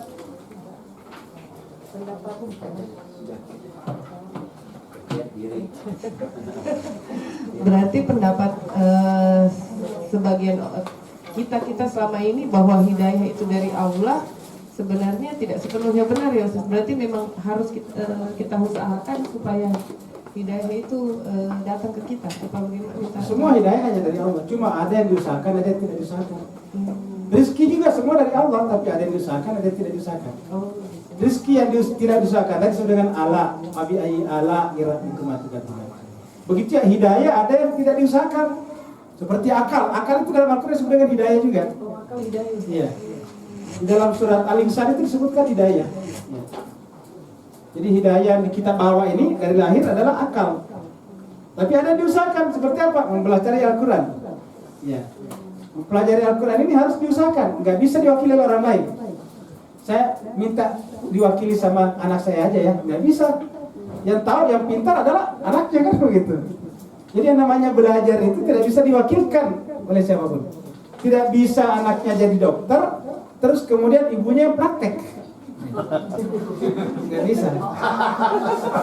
Banyak mati pasti. Nah, jadi begitulah dia disebut dengan hidayah. Harus langsung pribadi-pribadi yang cari. Tapi hidayah dicari ya. Segala sesuatu hanya datang dari Allah. Kalau tidak datang dari Allah, maka dia tidak ada. Itu hanya halusinasi saja. Makanya kita katakan kejahatan itu sebetulnya adalah tidak ada. Karena kalau dia ada, sumbernya dari mana? Kejahatan itu adalah perbuatan yang tidak sempurna. Cacat, perbuatan yang cacat. Sekarang kita kembali dulu ke surat Al-Araf tadi yang belum selesai tadi.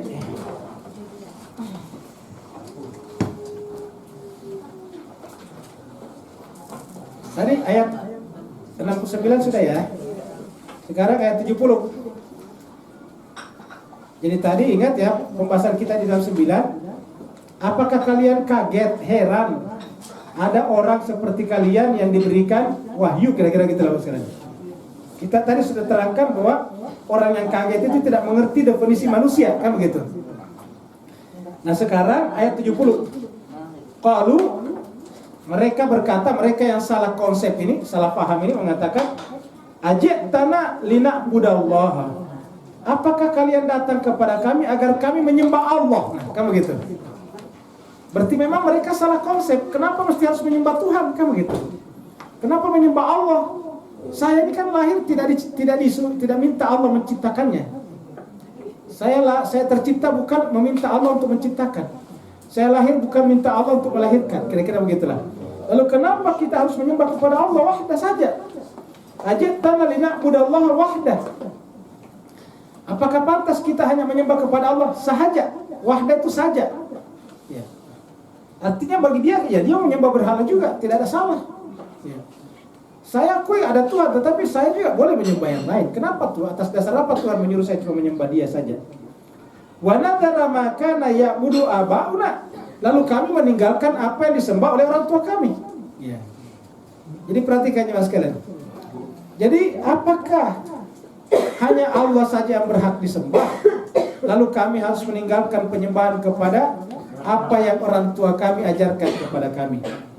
Jadi ini menunjukkan bahwa pengetahuan mereka adalah pengetahuan yang diambil dari orang tua mereka. Pengetahuan yang diambil dari orang tua itu bukan ilmu namanya, selama tidak melalui proses tasdiki. Ya. Sebentar kita bicara tentang tasdik di pengetahuan falsafatuna kita. Fa'tina bima ta'iduna in kunta minas shadiqin. Kalau kamu memang benar wahai Nabi, maka datangkanlah kepada kami bima ta'iduna, apa yang kamu janjikan kepada kami. In kunta minas shadiqin, kalau kamu benar. Jadi kalau kamu benar, mintalah kepada Tuhanmu, timpakan kepada kami hukuman azab. Ya, seperti yang kamu inginkan. Nah, jadi Mas sebagai ini menunjukkan bahwa dia tidak percaya bahwa Tuhan itu masih bisa berhubungan dengan manusia. Pertama dia percaya kalau Tuhan itu ada. Tapi pada saat yang sama kita tetap juga boleh menyembah Tuhan-Tuhan yang lain. Yang ketiga, Tuhan yang satu yang menciptakan alam semesta itu nggak punya hubungan lagi dengan kita. Sehingga kalau kamu ancam saya dengan hukuman Tuhan, ya silakan aja. Ya. Dan ini bukan terjadi dulu sampai sekarang. Ya, atas dasar inilah kita lihat negara-negara Barat selalu terus-menerus menekan Iran karena dia tidak melihat Iran itu sebagai sebuah negara yang bersifat teokrasi, negara yang dibangun atas dasar ideologi ketuhanan, kan gitu. Dia melihat Iran itu seperti negara-negara lain juga. Jadi kalau mereka bisa menjatuhkan Saddam Hussein, harusnya bisa menjatuhkan juga pemimpin tertinggi Iran, kan begitu.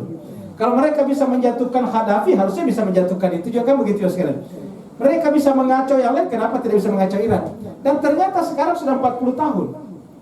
Ya, hari ini, bulan ini adalah 40 tahun Republik Islam Iran berdiri. Sudah berapa puluh presidennya Amerika, semuanya memberikan sanksi kepada Iran, tapi Iran tetap eksis sampai sekarang. Ya. Mereka nggak bisa kacau seperti mereka mengacau Irak.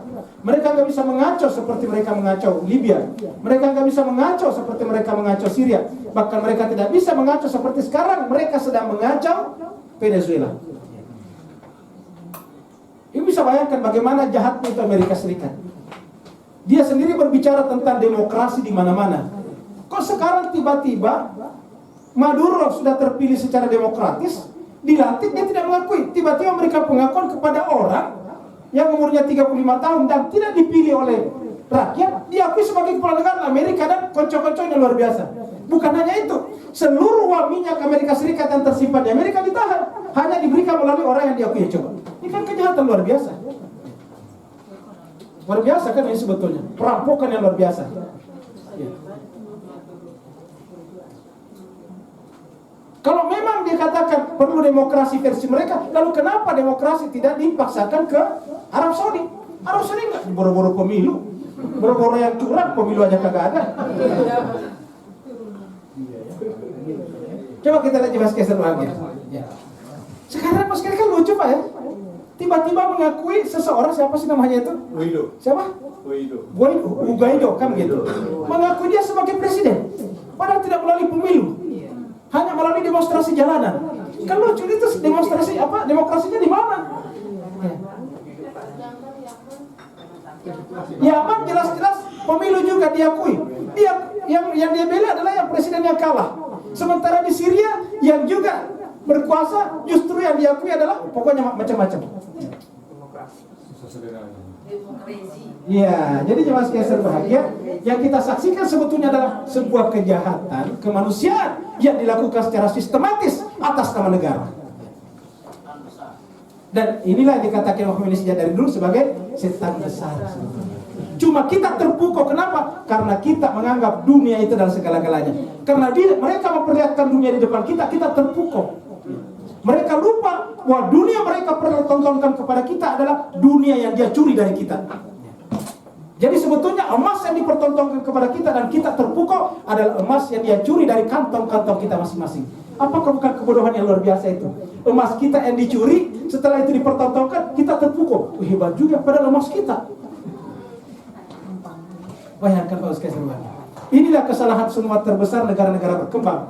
Makanya di Iran dikatakan, jangan pernah berharap masalah dalam negeri Anda bisa selesai dengan meminta tolong kepada mereka. Nggak mungkin. Anda hanya bisa menyelesaikan persoalan dalam negeri kalian dengan bersandar pada kemampuan dalam negeri. Imam Khomeini dan ulama-ulama yang menggagas Republik Islam Iran tidak pernah belajar dari negara barat manapun. Ingat, dia bukan lulusan MIT, dia bukan lulusan Harvard, dia bukan lulusan Oxford, dia hanya lulusan pesantren. Tapi dia bisa tunjukkan, dia bisa mempecundangi orang-orang yang lulus dari Harvard dan dan MIT. Kenapa? Karena dia tidak bersandar kepada pengetahuan manusia, tapi bersandar kepada Allah Subhanahu wa taala. Inilah yang harus kita tunjukkan. Apabila kita sudah mulai bersandar kepada kehebatan manusia, wah dia lulusan MIT, so what?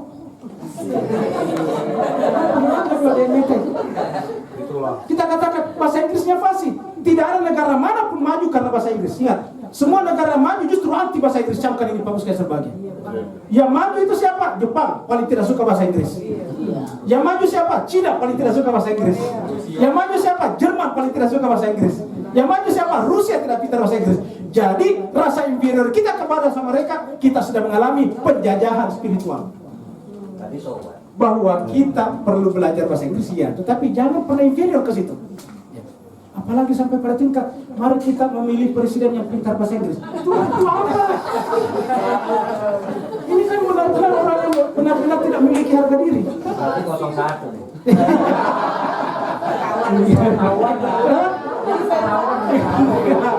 Cuma tadi dibisiki sama kita aja.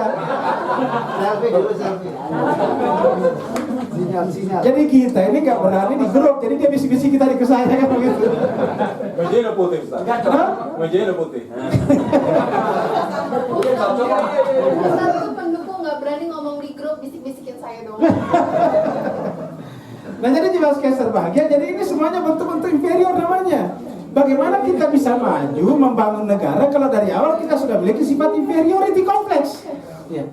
Bayangkan Pak, yang namanya Imam Khomeini, negara yang pernah didatangi cuma 2. Itu pun juga karena diusir. Pertama Turki, yang kedua adalah Irak, yang ketiga Prancis, cuma 3. Itu gara-gara diusir aja. Ya. Tapi kok bisa dia bertahan luar biasa? Sistem pemerintahan yang paling kuat sekarang adalah dia. Bahkan sekarang yang namanya foreign policy, FP atau FP, majalah yang dirujuk oleh seluruh politisi dan menteri luar negeri seluruh dunia. Namanya majalah FP, Foreign Policy. Itu memberikan nilai nomor 1 kepada Jenderal Sulaimani, luar biasa.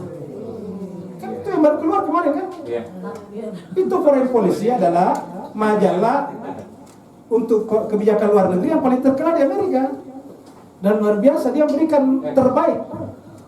Orang yang paling berpengaruh dalam kebijakan luar negeri adalah Jenderal Sulaimani, luar biasa. Padahal Jenderal Sulaimani dari mana? Apakah lulusan West Point? Bukan. Nomor 10-nya Susi kan, Pak ya? Kenapa? Nomor 10-nya Susi. Iya, nomor 10 Susi. Lulusan SMP itu. Iya, makanya saya katakan. Ini kita harus mulai dari kepercayaan diri kita, Pak Skeser lagi. Ya namanya Sulaimani, Pak, bukan lulusan West Point. Tahu West Point? Sekolah tentara terkenal di Amerika.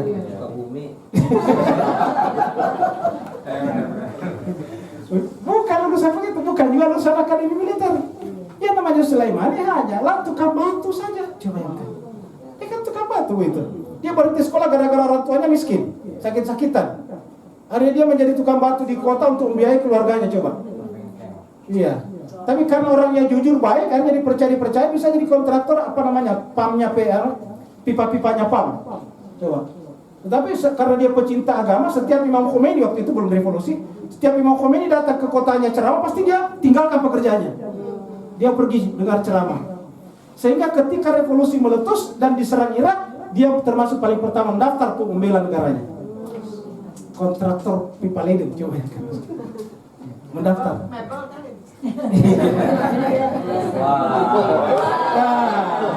Ketahuan juga ini.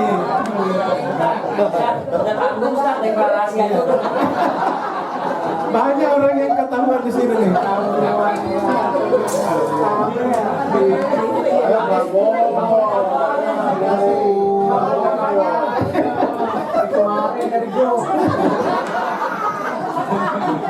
Udah deh deklarasi aja.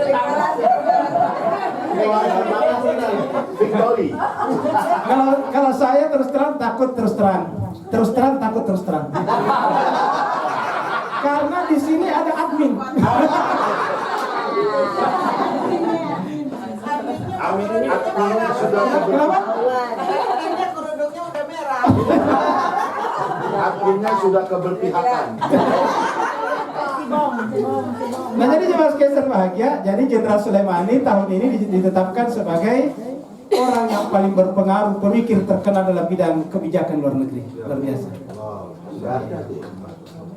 Kenapa? Karena dianggap dialah arsitek dan tokoh di balik gagalnya seluruh kebijakan-kebijakan Amerika di Timur Tengah.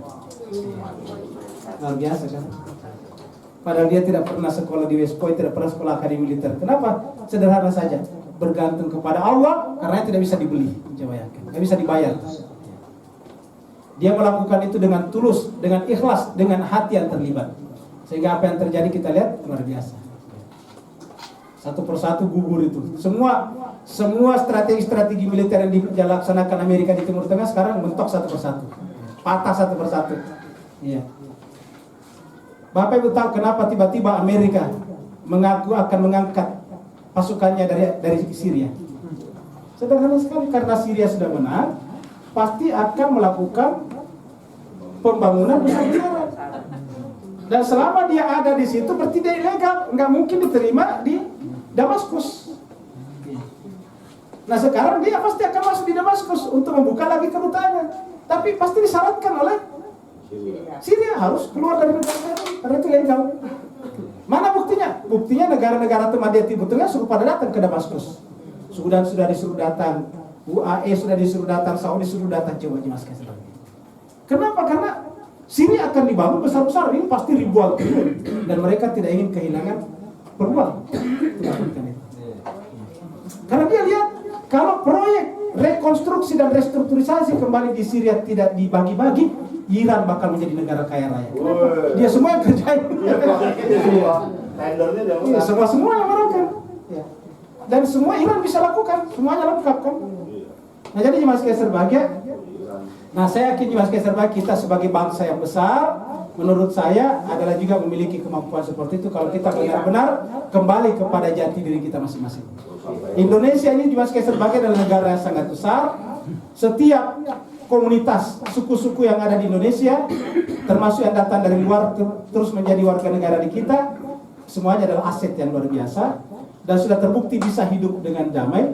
Kalau kita memiliki kepercayaan diri yang sangat kuat, kita akan bisa membuat negara kita menjadi negara yang sangat maju. Oleh sebab itulah, jangan sampai tidak memilih nanti tanggal 17 April.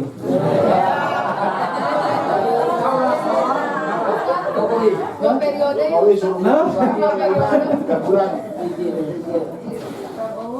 Nah jadi Jemaat sekalian,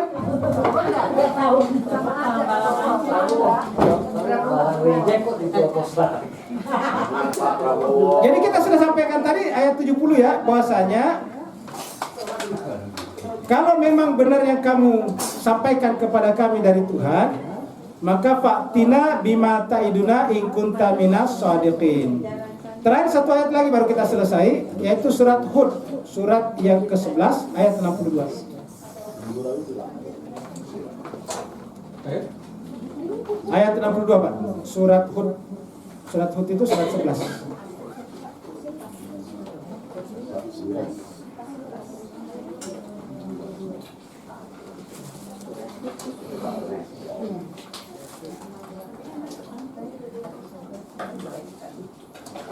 Ini ayat 62 kita bahas sekarang, nanti kita dalami lagi minggu depannya. Saya hanya sampaikan pengantarnya saja dulu, bahwa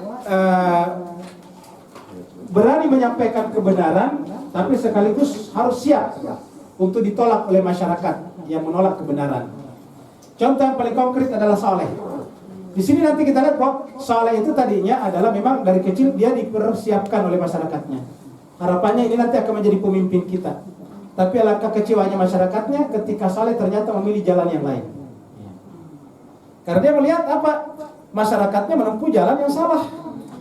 Ketika masyarakatnya menempuh jalan yang salah, ya Saleh walaupun hanya menempuh jalan itu seorang diri, dia tetap harus menyimpang dari jalan masyarakat yang salah. Ya. Padahal kalau dia ingin jadi pejabat, dia ingin jadi petinggi, dia hanya mengikuti kemauan masyarakatnya. Jadi artinya apa? Melalui surat Hud ayat 62 ini menunjukkan kepada kita bahwa demokrasi tidak selama bukanlah yang terbaik. Karena demokrasi itu kan adalah suara terbanyak. Nah, sedangkan bagaimana kalau yang terbanyak itu yang kurang bagus? Kita harus berani menyimpang jalan yang sepi. Kata Bu Titi biasanya berani menyempuh jalan yang sepi, ya, yang sunyi. Itu jadi judul buku, Ustaz. Kenapa? Jadi judul buku. Iya. Ada karena nama samarnya Babu, tapi aslinya lupa. Tapi judulnya kayak gitu. Menempuh jalan yang sunyi. Jalan yang sunyi. Ini menempuh jalan sunyi. Karena tidak populer. Sedangkan kalau kita ingin hidup secara duniawi kan harus populer. Semakin populer kita, semakin banyak duit. Iya. Kalau tidak populer kan berarti tidak ada yang ngasih duit. Oleh sebab itulah inilah yang dilakukan oleh Nabi Saleh. Kita baca. Qalu, mereka berkata, siapa mereka? Yaitu masyarakatnya Saleh, Nabi Saleh. Apa kata mereka? Kada kunta, sungguh kunta kamu wahai Saleh tadinya fina di tengah-tengah kami marjuan, orang yang sangat kami harapkan. Marjuan itu adalah orang yang teramat sangat kami harapkan, orang yang kami harapkan untuk menjadi pemimpin kami, untuk menjadi penyambung kehidupan masyarakat kami. Qabla hada, sebelum ini, maksudnya sebelum kamu datang menyampaikan agama baru kepada kami, kami menganggap kamu adalah marjuan. Qabla hada, sebelum ini, sebelum kamu menyampaikan agama. Atanhana anak buda maya budu abauna. Lalu kenapa? Apakah kamu akan melarang kami? Coba. Atanhana, apakah kamu akan melarang kami? Anak buda, untuk kami menyembah maya budu abauna, apa yang telah disembah oleh orang-orang tua kami. Jadi ini kan jalan tidak populer. Wa innana lafi syakkin, dan sungguhnya kami berada dalam keraguan, maksudnya tidak yakin, mimma tad'una ilaihi murib, terhadap apa yang kami ajakkan kepada kami untuk kami sembah, untuk kami datang kepadanya. Ilaihi murib, murib itu ragu, kami tidak yakin, kami ragu, kami syak, ada kata syak, ragu. Terus di belakangnya ada kata murid. Murid itu dari kata raib. La raiba. La raiba, tidak ada keraguan. Orang yang ragu namanya murib. Kami benar-benar syak dan ragu, tidak yakin terhadap jalan yang kamu ajakkan kepada kami. Nah, sementara jemaah sekalian berbahagia, kalau kita ingin menjadi pemimpin masyarakat dalam demokrasi, harus semakin menyesuaikan diri dengan suara orang banyak. Kalau kita tidak menyelesaikan diri dengan seorang banyak, ya tidak bisa kita terpilih. Ya. Pragmatis. Kenapa? Pragmatis. Pragmatis. Ya, bahkan kalau kita berbeda dengan pilihan masyarakat, bahkan mungkin kuburan orang tua kita disuruh pindah. Seperti yang terjadi di Gorontalo itu. Kasihan, kuburannya sudah lama. Tapi karena dia tidak memilih seperti pilihan pemilik tanah, maka disuruh pindahkan kuburannya juga. Maka berkatalah ahli mayat di sana, ya Allah, di dunia saya sudah repot, sekarang saya sudah meninggal masih direpotin juga. Ternyata demokrasi itu bukan hanya mengganggu kehidupan orang hidup, tetapi juga mengganggu kehidupan orang sudah mati. Kalau demokrasi menempuh cara yang salah. Nah, jadi jemaah sekalian berbahagia, oleh sebab itu mudah-mudahan ada manfaatnya. Kita akhiri sampai di sini. Kita lanjutkan lagi pada minggu depan tentang iyyaka na'budu wa iyyaka nasta'in. Terima kasih banyak para penonton. Assalamualaikum warahmatullahi wabarakatuh. Waalaikumsalam. يا ربنا اعترفنا بأننا أقترفنا وآننا أسرفنا على لظى أسرفنا. يا ربنا اعترفنا بأننا أقترفنا وآننا أسرفنا على لظى أسرفنا. فتب علينا توبة تغسل لكل حوبة واستر لنا العورات وآمن الروعات.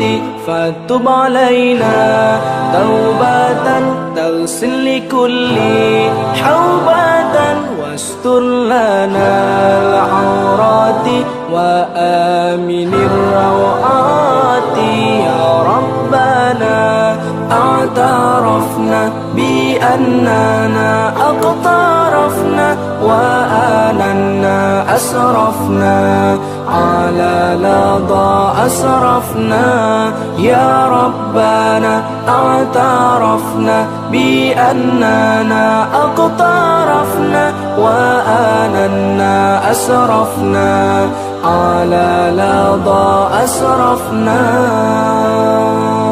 واغفر لي والدينا ربي ومولودينا والأهل والآل والإخوان وسائر الخلان واغفر لي والدينا ربي ومولودينا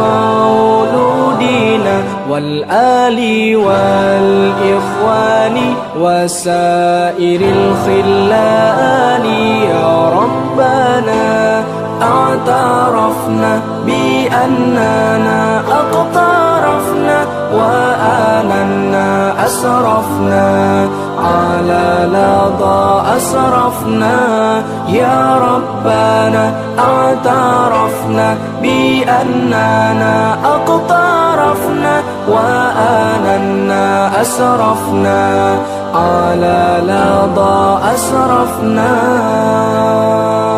فضلا وجودا منا لا باكتساب منا بالمصطفى الرسول نحظى بكل سول فضلا وجودا منا لا باكتساب منا بالمصطفى الرسول نحظى بكل سول يا ربنا اعترفنا بأننا اقترفنا وآننا أسرفنا على لظى أسرفنا يا ربنا اعترفنا بأننا اقترفنا وآننا أسرفنا على لظى أسرفنا